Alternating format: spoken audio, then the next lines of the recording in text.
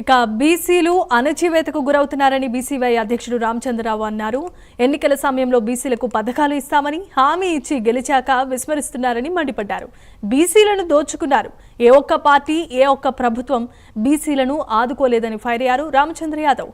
దీనికి సంబంధించిన లైవ్ ఇప్పుడు వస్తోంది, లైవ్ చూద్దాం.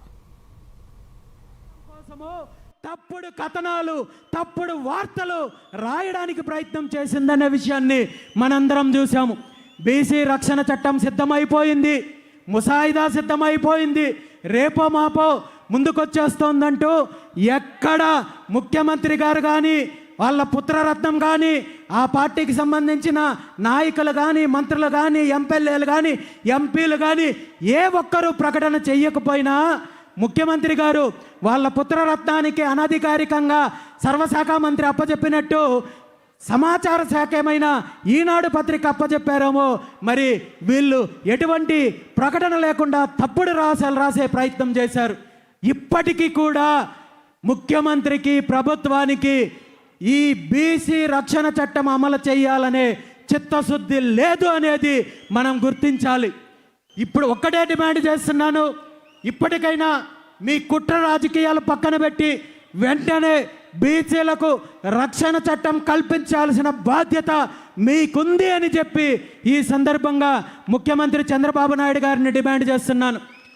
మరో ముఖ్యమైన అంశం ఏంటంటే, బీసీలకు రాజధాని ప్రాంతంలో 1000 ఎకరాలు, కనీసం 1000 ఎకరాలు కేటాయించమని చెప్పి మనం డిమాండ్ చేస్తున్నాం. బీసీలకు నిజంగా భూములు ఎందుకు కేటాయించమంటున్నాం? దీని మీద మనం ఏమైనా వీళ్ళు చేస్తున్నట్టు రియల్ ఎస్టేట్ వ్యాపారం చేయడానికా, లేదంటే అవినీతి చేయడానికా, లేదంటే దోపిడీ చేయడానికా అంటే ఖచ్చితంగా కాదు. బీసీలకు భవిష్యత్తు అవసరాల కోసం, భవిష్యత్తులో బీసీ భవనాలు, బీసీలకు సంబంధించిన విద్యా సంస్థలు నిర్మించడానికో, పరిశ్రమలు స్థాపించడానికో, మీరు చెప్పుకునే అభివృద్ధిలో ఈ రాష్ట్రంలో ఉన్న 55% పైగా ఉన్న బీసీల యొక్క వాటా మేము ఈరోజు అడుగుతున్నాము. ఇది మీరు పెట్టే భిక్ష కాదు, బీసీల యొక్క హక్కు అని చెప్పి ఈ సందర్భంగా నేను తెలియజేస్తున్నాను. ఎందుకంటే ఉమ్మడి ఆంధ్రప్రదేశ్ రాష్ట్రం ఏర్పడినప్పుడు హైదరాబాదు ప్రాంతంలో వేలాది ఎకరాలు అభివృద్ధి పేరు చెప్పి, ఫిలిం సిటీల పేర్లు చెప్పి, ఇన్ఫ్రాస్ట్రక్చర్ పేరు చెప్పి, రియల్ ఎస్టేట్ పేరు చెప్పి, హోటల్స్ పేరు చెప్పి వీళ్లకు, వీళ్ళ సామాజిక వర్గాలకి, వీళ్ళ బినామీలకు, వీళ్ళ చెంచాలకు 1000 ఎకరాలు అప్పనంగా కట్టబెట్టే ప్రయత్నం జరిగింది.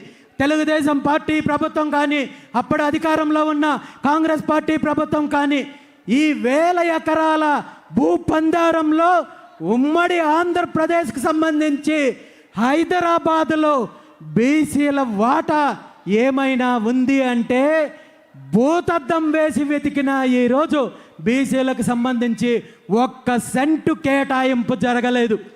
బీసీలకు సంబంధించిన ఎలాంటి కార్యక్రమం చేయాలన్నా ఈరోజు హైదరాబాదులో ప్రైవేటు హోటల్స్లోనో, మరో ప్రాంతంలోనో మరొకరు దయతలిస్తేనో అక్కడ నిర్వహించుకోవాల్సిన దుస్థితి ఉంది. కాబట్టి అలాంటి దుస్థితి ఈరోజు ఆంధ్రప్రదేశ్ రాష్ట్ర రాజధానిలో మనకు రాకూడదు, మన పిల్లలకు రాకూడదు. అదే పరిస్థితి కొనసాగితే ఆంధ్రప్రదేశ్ రాష్ట్ర రాజధానిలోకి మనం వెళ్ళాలంటే టోల్ ఛార్జెస్ పే చేసి, టోల్ గేట్ ఫీజు కట్టి మనము లోపలికి వెళ్ళే దుస్థితి వస్తుంది. కాబట్టి మనం మేల్కోవాల్సిన అవసరం ఉంది, మన వాటా తేల్చుకోవాల్సిన అవసరం ఉంది. ఖచ్చితంగా ముఖ్యమంత్రి చంద్రబాబు నాయుడు గారికి డిమాండ్ చేస్తున్నాను, ఈ అంశం పైన మీరు నిర్ణయం తీసుకోవాలి. బీసీలకు మీరు ఇప్పటి వరకు సేకరించిన 33,000 ఎకరాలు రెండో విడతలో సేకరిస్తున్నానంటున్నారు, మూడో విడత అంటున్నారు. సుమారు 75 నుండి 80,000 ఎకరాలు సేకరించేది మీ కుటుంబం కోసం.